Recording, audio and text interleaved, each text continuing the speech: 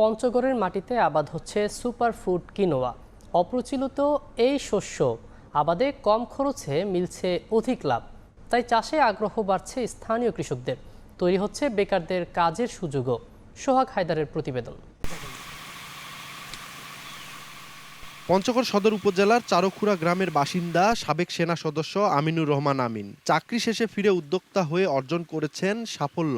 বাণিজ্যিকভাবে আবাদ করছেন ভিনদেশি সুপারফুড কিনোয়া।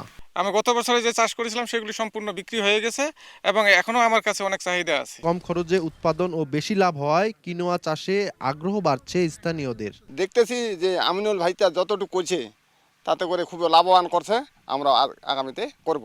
আমরা সপরিবারে কিনোয়া করার চেষ্টা করব এবং তার কাছে বীজ নেওয়ার জন্য আমি এখানে আছি। আগামীতে এই শস্য আবাদ বাড়বে বলে জানিয়েছে কৃষি বিভাগ। এটা আমাদের খাদ্য তালিকায় যদি আমরা রাখতে পারি তাহলে পুষ্টি নিরাপত্তা নিশ্চিত সহ আমরা সেখান থেকে অনেক পুষ্টি উপাদান পাবো।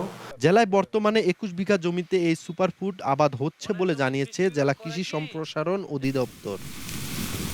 সোহাগ হায়দার, সময় সংবাদ, পঞ্চগড়।